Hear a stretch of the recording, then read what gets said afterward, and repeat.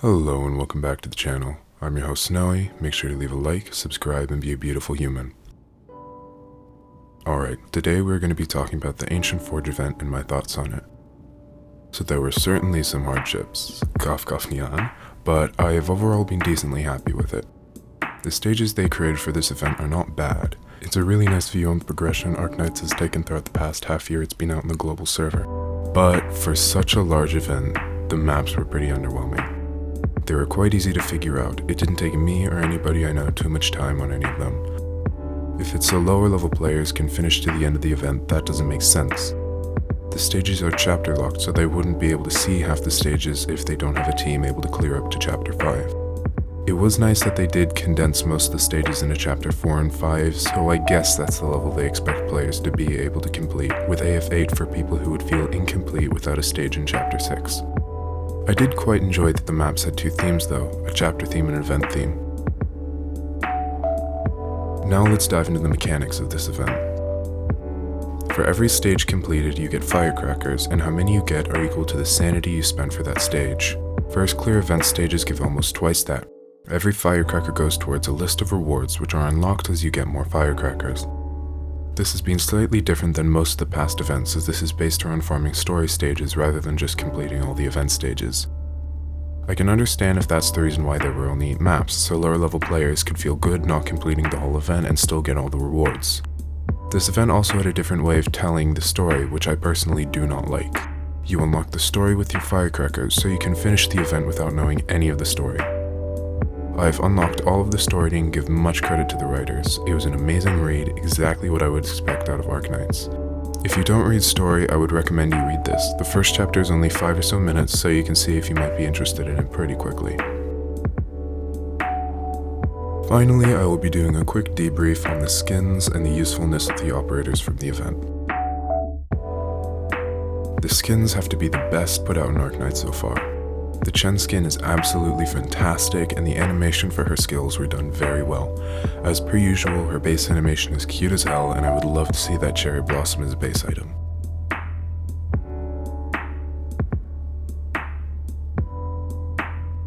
Swire may not be the best unit, but I would add her into my clears just for her skin. Her base animations are fun to look at, and her skill animation is great. Lizcarm's base animation is exactly as I'd expect, and her skin is overall really good. Lastly, Jessica with her third skin. I have personally really liked her most recent skin and think this is another great one for her. Now the operators I am sure you already know about, so I will instead go over potential uses for them rather than going over their stats. Starting with Hung. Hung is essentially a neural that charges by getting hit. If you are going for a stall strat and have a bunch of reunion members clumped together being blocked, Hung will be able to do a lot more heals than Neural, Saria, or Gummy. In most situations, I would recommend his S1 for this, but if you're having trouble getting Chen or Exusai skill up in time, then this would help. The problem is in his stall strat, many other units would be taking damage, so the operators you need might not get the SP or heals. Most other healing defenders are better than Hung, but if you only have Spot or Cardigan, then Hung is a viable unit on his S1. Next, Ak. Ak can almost be considered a 6-star DPS sniper if you only use his first skill, but if you have him, that would not be the way you might want to use him. He has a lot of RNG with his talents, so be prepared whenever using him.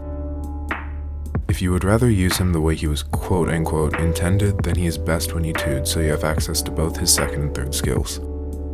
They are very similar, both dealing damage to an operator and then buffing them. His third skill is a total cheese with Silver Ash S3, increasing the damage and attack speed of it to where the entire map will be cleared in a few seconds. It can be used with operators like Exusai, Silver Ash, and Mestima to clear maps faster. His S2 is not used very frequently, as it starts off doing the exact thing you are trying to buff your operator against. But since the length of the skill is quite long, it can be used a few seconds before a wave of mobs to ensure the buffed operator has enough heals before the mob hits. Snowsaunt is the new specialist added into the game. She is not much different from Cliffheart or Rope with her first skill, so I won't be going over that. Her second skill and talent are much more interesting. Her talent makes her a viable alternative to Lapland, but is only active when using one of her skills.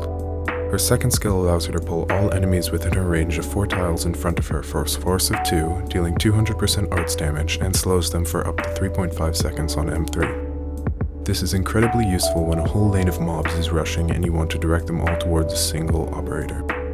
She is not the most important to level, especially if you already have other pullers leveled, but her talent makes her very helpful on maps with defense crushers and spiders like H5-3 if you don't have Lapland or Waifu. Finally, we get Nyan. Nyan is a very interesting unit, as her usage is quite niche. Her S1 is pretty basic and should only be used if she is not yet E1. Usage of her S2 is very infrequent, but not unusable. On maps with spiders, she can be used to silence, but the skill's focus is more on dealing arts damage. She can block 4 and deal 50% of her attack and arts damage on skill level 7 whenever any enemy attacks her. When using this skill, really make use of that +1 block, as it will make clearing high defense mobs much easier. Her S3 is probably her most used skill, and for good reason. When many hard-hitting enemies spawn, this skill can be used to increase the defense and block count of your operators, reducing leaks and operator deaths, or at least hopefully. Just be warned that 0-block operators like Ethan and Manticore will gain a block, so hope that their RNG is nice when activating Nyan's skill. Overall, this has been a pretty good event, but underwhelming when compared to the hype. We have gotten some great skins and niche operators.